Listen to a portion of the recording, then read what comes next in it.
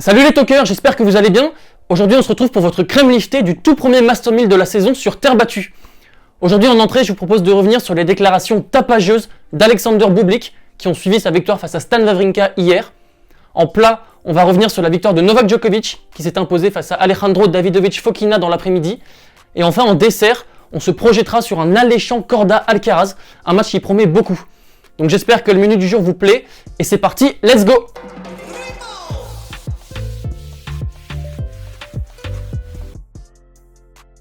Comme je vous le disais en introduction, on va revenir sur les déclarations d'Alexander Bublik qui ont suivi sa victoire sur Stan Wawrinka hier. On va simplement s'attarder sur ces déclarations, non sur le match, car Constantin vous en a déjà parlé hier lors de sa crème liftée. Bublik a tout simplement déclaré à l'issue de sa victoire qu'il détestait la terre battue. C'était vraiment la surface qu'il haïssait le plus. Et c'est marrant puisque ça me fait un point commun avec lui.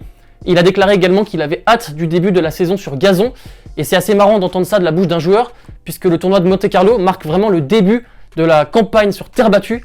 On va s'en bouffer pendant 2 mois de la terre battue avec les tournois de Madrid, Rome, Barcelone, Estoril et bien sûr Roland Garros. Et ce n'est pas la première fois que Bublik est coutumier de telles déclarations.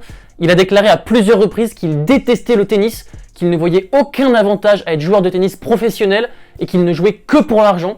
Et Bublik, c'est vraiment un joueur qui est imprévisible sur un court de tennis, mais également en dehors. Il n'a pas sa langue dans sa poche. C'est un joueur qui est un vrai franc-parler, qui a déclaré à plusieurs reprises détester le tennis, détester tous les jours de la semaine où il devait se farcir cette saloperie de sport.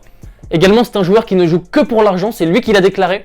Il a déclaré que s'il n'y avait pas autant d'argent dans le tennis, il aurait pris sa retraite depuis longtemps.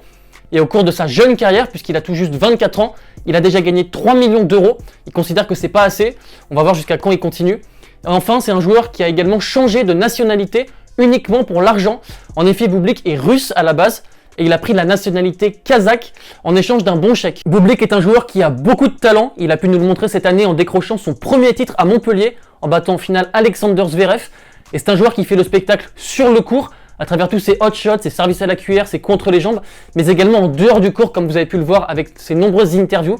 Et je trouve qu'il détonne vraiment dans le monde très lisse, très policé du tennis, un petit peu à la manière d'un Nick Kyrgios, d'un Fognini ou d'un Tomic, qui joue également que pour l'argent. Et je trouve ça bien personnellement d'avoir des bad guys sur le circuit, puisque ce sont des joueurs qui font le show, qui attirent les foules, et ça rappelle vraiment les plus grandes heures du tennis avec McEnroe, Lendl. Dites-moi en commentaire si vous pensez que c'est bien d'avoir des joueurs comme ça, comme Kyrgios, Bublik, Fognini, ou si au contraire il devrait un petit peu rentrer dans le rang, ça m'intéressera de vous lire. Quoi qu'il en soit, Bublik jouera au prochain tour, à contre-cœur, Carreno Busta. On passe tout de suite au plat avec le retour de Djokovic, 47 jours après sa défaite du côté de Dubaï contre Jiri Veseli. On rappelle que Djokovic en ce début d'année ronge son frein, il est un petit peu mis de côté, c'est une diète forcée en raison de sa non-vaccination. La majorité des tournois, surtout du côté américain, ne lui ont pas ouvert ses portes.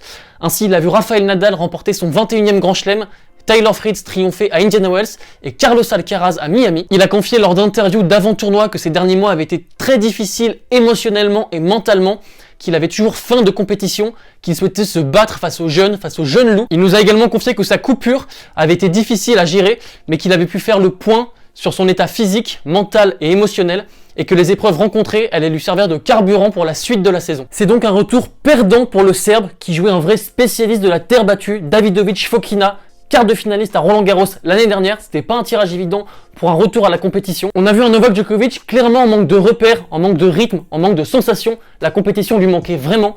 On sait que ce n'est pas du tout la même chose que de s'entraîner pendant 10 jours sur terre battue à Monaco, son lieu de résidence, et de reprendre la compétition en Master 1000 face à un spécialiste de la terre battue qui plus est.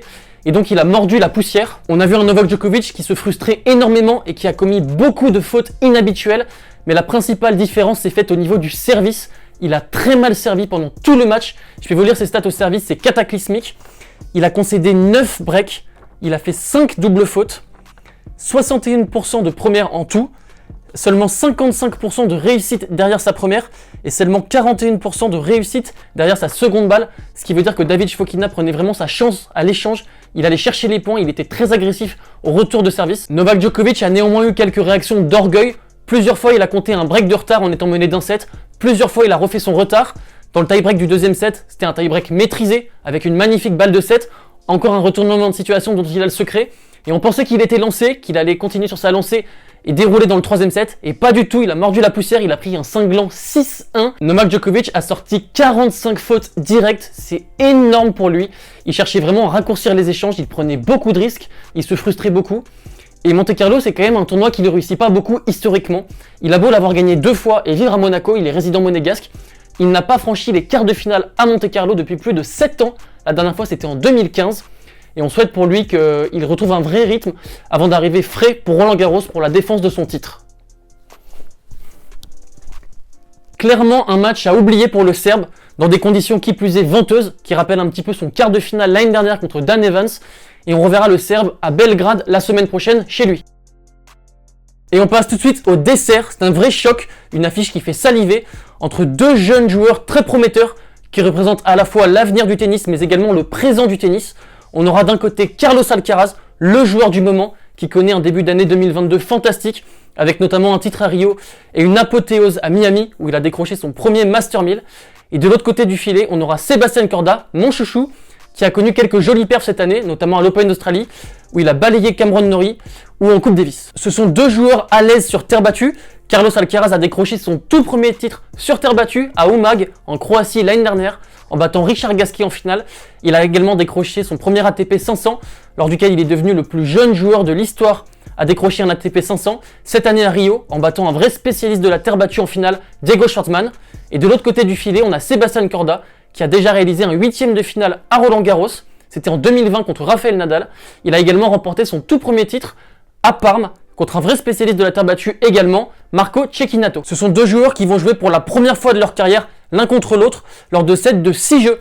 En effet, ils ne se sont joués qu'une seule fois sur le circuit. C'était en finale du Masters Next Gen à Milan l'année dernière lors de sets de 4 jeux. Et Carlos Alcaraz s'était imposé très facilement en 3 sets. Ce match devrait avoir lieu sur le court central, je l'espère en tout cas. Et il verra s'opposer 2 joueurs à l'aise du fond du court, 2 spécialistes du fond du court très agressifs. Et la surface de jeu peut se prêter à ce type de jeu. Je pense que ce match sera ponctué de longs échanges, de longs rallyes, avec une grosse prédominance pour la diagonale revers. On sait que Corda et Alcaraz sont 2 joueurs qui ont un coup fort, c'est leur coup droit. Et je pense qu'Alcaraz saura neutraliser le coup droit de l'Américain en insistant sur son revers. Également, la confiance qu'accumule Carlos Alcaraz en ce début d'année est impressionnante. Enfin, je pense qu'il a beaucoup plus d'armes dans son jeu que Corda. Il est capable de l'attirer à la volée avec ses nombreuses variations, ses nombreuses amorties, si besoin. Et Corda n'est pas très à l'aise à la volée. Donc toutes ces raisons font que je pense davantage pour une victoire de l'Espagnol. On arrive à la fin de notre crème liftée. J'espère que le menu du jour vous aura plu. Demain, ça sera JB qui vous donnera un rendez-vous pour la nouvelle crème liftée du jour. Quant à moi, je vous dis à très vite. Ciao!